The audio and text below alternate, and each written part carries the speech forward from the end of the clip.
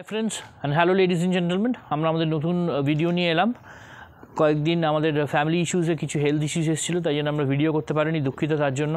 Please আমাদের চ্যানেলটাকে subscribe করুন, যারা নতুনভাবে বা প্রথমবার দেখছেন। নলেজ ভাই সুদীপ তালদার যারা পুরনো সাবস্ক্রাইবার আছেন, প্লিজ হেল্প করুন, আমাদের চ্যানেলটাকে এম্পাওয়ার করুন। অনেকগুলো দিন আমাদের কিছু হেলথ ইস্যুস এসেছিলো, তো পারিবারিক, যাই হোক তিনি বেঁচে ফিরেছেন আপনাদের সকলের আশীর্বাদে। এবং আমরা আবার নতুন করে এই ভিডিওসগুলো আনছি আপনাদের সামনে। এখন ইলেকশনের সময় অনেক ব্যস্ততা ছিল, তবু আমরা কিছু কারণে এটা আনতে পারিনি, দুঃখিত সেই জন্য। কিন্তু আজকে যে ব্যাপারটা নিয়ে এসেছি, মানে আসতেই হলো, না এলে নয়, তার কারণ হচ্ছে আজকে সেই একই ব্যাপার। মমতা ব্যানার্জি সেই রেড রোড থেকে মুসলিমদের মানে একদম একটি ধর্ম, যেখানে ঈদ সেলিব্রেশন হচ্ছে, সেখানে উনি বাঙালি ব্রাহ্মণ হয়ে সেখানে পৌঁছে গেলেন। আচ্ছা, এবং প্রতিবারই পৌঁছেন, হাইজ্যাক করে নেন আর কি জায়গাটাকে, এবং সেখানে কোনো মুসলিম মহিলারা পৌঁছতে পারে না, যেখানে নাজিয়া ইলাহি খানের মতো বিদগ্ধ মহিলা, যিনি কোরআন পড়েছেন, যিনি জানেন, তিনি বলছেন, লার্নেড লয়ার তিনি বলছেন যে আমি অ্যাপ্লাই করেছি, জোড়াসাঁকো থানার ওসি ধমকেছে, ইমাম ধমকেছে, তিনি আসতে পারবেন না। লার্নেড মুসলিম মেয়েরা যেতে পারবে না।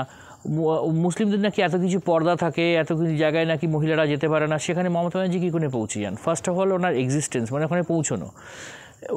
মুখ্যমন্ত্রী হিসেবে কি তিনি যা ইচ্ছে তাই করতে পারেন? আমি তো এর আগেও বলেছি, যখন তখন লা ইলাহা ইল্লাল্লাহ বলছে, যখন তখন বিসমিল্লাহির রহমানির রহিম বলছেন, কখন কি বলতে হয় সেগুলো তো উনি জানেন না। ও মাথায় ফেট্টি পরে চলে যাচ্ছেন, গিয়ে আলটিমেটলি দাঙ্গা কার্ডটা খেলছেন। সব থেকে বেশি দাঙ্গা যদি ওয়ার্ডটা যদি কারোর মুখে শোনা যায়, এই ভদ্রমহিলার মুখে শোনা যায়। দাঙ্গা দাঙ্গা দাঙ্গা দাঙ্গা দাঙ্গা করতে দেবো না, আমি প্রাণ দিয়ে ডুববো, আমার রক্ত ঝরবে, এই করবে সেই করবে। তুমি কাকে প্ররোচনা দিচ্ছ? কাদের? যারা এমনিই প্ররোচিত, যারা এমনিই তাদের ধর্মগ্রন্থ দ্বারাই প্ররোচিত। নন কাফের হলে, নন মুসলিম হলে, কাফের হলে তারা কোরআনে 33 বার আছে, তারা তাকে মারতে পারে।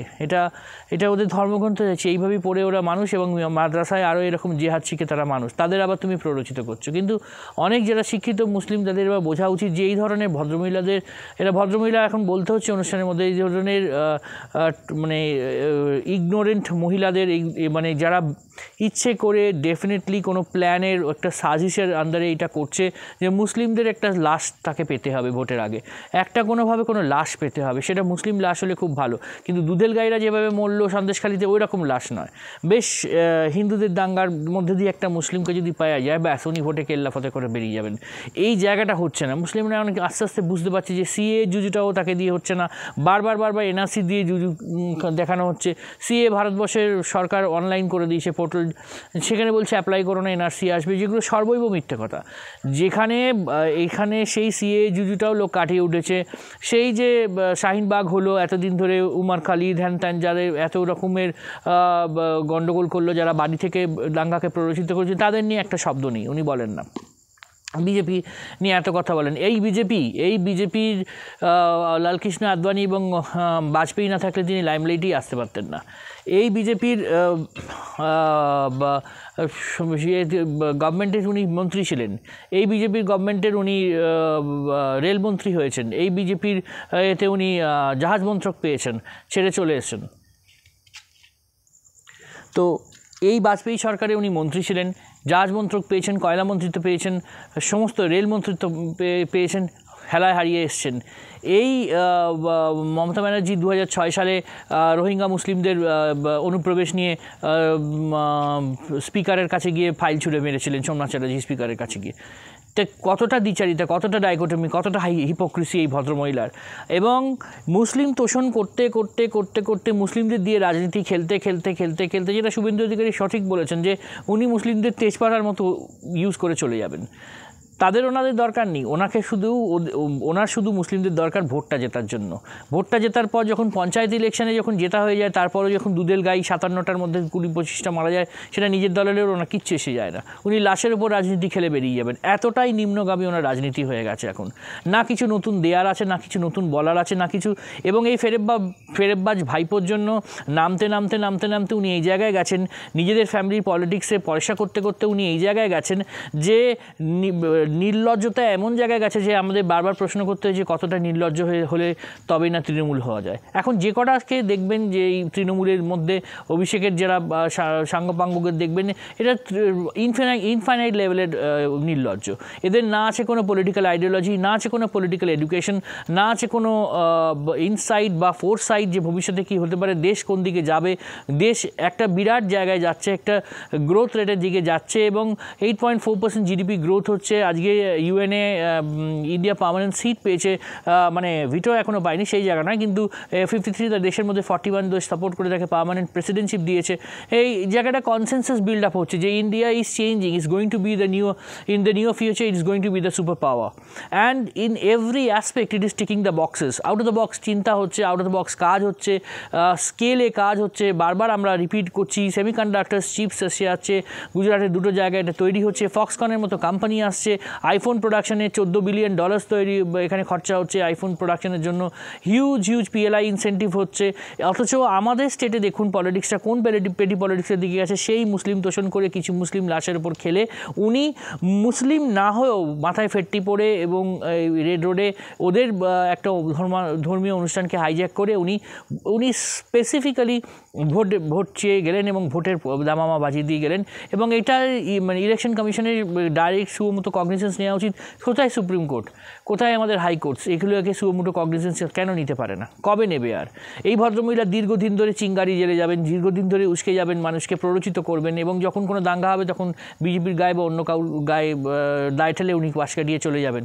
ভাবতে পারেন একটা পুলিশ মন্ত্রী দীর্ঘদিন ধরে উস্কে যাচ্ছে, একটা পুলিশ মন্ত্রী, স্টেটের পুলিশ মন্ত্রী কন্টিনিউয়াসলি সেন্ট্রাল গভর্নমেন্টকে সেই জায়গায় হেকেল করে যাচ্ছে, যেখানে 72টা পোস্টে চেকপোস্ট করবে বলে অমিত শাহের মতো স্বরাষ্ট্রমন্ত্রককে সুপ্রিম কোর্ট যেতে হয়।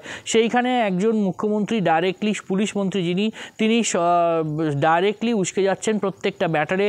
উনি স্কেলে গিয়ে এই কাজটা করছেন এবং উস্কাচ্ছেন যে তোমরা পাবলিককে বলছেন তুমি ল অ্যান্ড অর্ডার হাতে নাও, তুমি ল অ্যান্ড অর্ডার হাতে নাও, তুমি ইডিকে মারো। তুমি এই স্টেটে ইডি মার খেলেও শেখ শাহজাহান তারপর ধরা পড়লো, এনআইএ মার খেলে এবং সেখানে এনআইএর লোকেদেরও এগেনস্টে 354 বা শ্লীলতাহানির কেস দেওয়া হচ্ছে, যেটা ইডির এগেনস্টে দেওয়া হয়েছে। মানে কোন স্টেটে আমরা বাস করি? গালে থাপ্পড়, মানে নির্লজ্জতা এমন জায়গায় গেছে যে আমাদের অপমান শেষ হয়ে যাচ্ছে, আমরা বাঙালিদের কোনো জায়গা রাখছে না এই ভদ্রমহিলা। বিগত 50 বছর ছেড়ে দিন, আগামী 50-100 বছরের জন্য বাঙালির মাথা নিচু করে নিবজিত করে রেখে দিচ্ছে। এনাকে আগে মানে তল্পি তলবা নিয়ে বাড়ি পাঠানো দরকার আছে। এবং যদি এইবারের ভোটে হিন্দুরা যদি ঠিকভাবে কনসেনসাস করে ভোট না করে তাহলে কিন্তু পস্তাবে। এরপর আর কিছু থাকবে না এই স্টেটে, বাঁচা কাচা কিচ্ছু থাকবে না। আর এরা সবই একই থালিকে চারটে বাট্টে, বারবার বলেছি, আজকে সিপিএম সেটাই প্রমাণিত করলো। এখানে কুস্তি বলে, যেখানে যেখানে দরকার সেখানে দোস্তি করে নিচ্ছে। সায়ন্তিকার জায়গায় তন্ময় ভট্টাচার্য দাঁড়িয়ে গিয়ে তার সাথে সৌজন্য বার্তা দিচ্ছে, গিয়ে বলছে তুমি বিজেপিকে হারাও, কারণ ওদের টার্গেট ওটাই। কিন্তু ওরা সারা ইন্ডিয়া তো পারবে না, সেই জন্য যে জায়গায় পকেটসে আছে সেখানে এখানে বকলমে হাত মিলিয়ে নিচ্ছে। কিন্তু সেইটা বলতে গেলে বলবো বিজেপি এখানে কিন্তু বাইপোলার একটা ভোট হতে যাচ্ছে, পুরোপুরি পোলারাইজড হয়ে গেছে। তৃণমূল নয়, বিজেপি, সিপিএম, ফিপিএম বা কংগ্রেসের সেরকম কোনো দাগ ফেলার জায়গা নেই।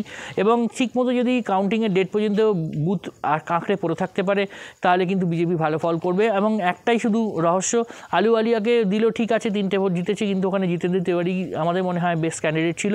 এখনও অবধি ডায়মন্ড হারবারের প্রার্থী নেই কেন? এই প্রশ্নটার উত্তর হয়তো অনেকের কাছে নেই। নওশাদ যখন দাঁড়ালোই না, ওখানে যখন অন্য একজনকে দেওয়া হয়েছে, যিনি আবার বলছেন ভাইপোর ছোটো ভাইয়ের মতো, তো সেখানে তো অলরেডি বোঝা যাচ্ছে পয়সার একটা বড় লেনদেন হয়ে গেছে। তো এখানে কারণ ভাইপোর হাতে অযাচিত পয়সা, আনওয়ারেন্টেড মানি, এবং সেইটা আর কি এই সেটিংই হলো যে এই একটা সিটটা দেওয়া হোক এবং বাকি জায়গায় এরা 542টা সিট এরা বুঝে নেবে, এরকম কিছু সেটিং মানে এগুলো তো অ্যারেঞ্জমেন্টস হয় পলিটিক্সে, সম্ভাবনা শিল্প। আমাদের বলতেও দ্বিধা নেই, কারণ যে দাঁড়াবে তাকে তো মিনিমাম কিছু দিন দিতে হবে সেখানে অ্যাটলিস্ট পড়ে থাকার জন্য। যদিও ওখানে সবই প্রশাসন ওদের হাতে ভারী ভক্কম কেস দিচ্ছে, তুলে নিয়ে যাচ্ছে, অপহরণ হচ্ছে বিজেপি নেতার ছেলেদের। আজকে সেটা হাইকোর্ট গিয়েছিল। অদ্ভুত এক রাজ্য, এখানে মানে তুগলকি জিনিসপত্র চলছে। এখানে ডিজি, আইজি সব বাসন মাজে ওনার বাড়িতে এবং পুলিশ মন্ত্রীর বাড়িতে, এবং এরা এই ধরে ধরে বিরোধীদের কেস দিতে লাগে, সাধারণ জনতাকে রাস্তায় নিয়ম শেখায়, কারণ এরাও প্রতিবাদের ভাষাটা বুঝছে। মানুষ জাগছে। কুণাল ঘোষকে ডিবেটের মধ্যে, দেশ পত্রিকার ডিবেটে চেড়ে যাওয়ার মধ্যেও যেরকম প্রতিবাদ আসছে, আসছে এবং আরও জায়গায় প্রতিবাদ করতে হবে। ভয় পেলে চলবে না, চোখে চোখ রেখে ব্রিক বাই ব্রিক এদের রিজনসগুলোকে কাটতে হবে, যুক্তি তক্ক দিয়ে বোঝাতে হবে যে তোমরা কতটা অন্তঃশ্বাস শূন্য কথাবার্তা বলো। এই অন্তঃশ্বাস শূন্য কথাবার্তা বলার জন্য আজকে বেঙ্গল এই জায়গায় নিমজ্জিত। এদের পত্রপাঠ বিদায় করতে হবে। আপনারা যারা আমাদের চ্যানেলটা দেখছেন প্লিজ সাবস্ক্রাইব করুন, ভালো করে চ্যানেলের প্রোগ্রামগুলো ভাইরাল করুন, পুরনো ভিডিওসগুলো দয়া করে দেখুন এবং প্লিজ আমাদের এই ডিজিটাল রেভলিউশনে একটা পার্ট করুন। বেশি বেশি করে আমাদের এখন খুব দরকার, কারণ আমরা অনেক দিন মিস করেছি, প্রায় এখনকার সময় মতো 20-25 দিনের মধ্যে আমরা ভিডিও করতে পারিনি। তো আমরা সাহায্যের হাত চাইছি। তো যারা দেখছেন প্লিজ বেল বাটনটা টিপুন, আমাদের ফ্যামিলি মেম্বার হন, and do subscribe our channel. Thanks and signing off for today.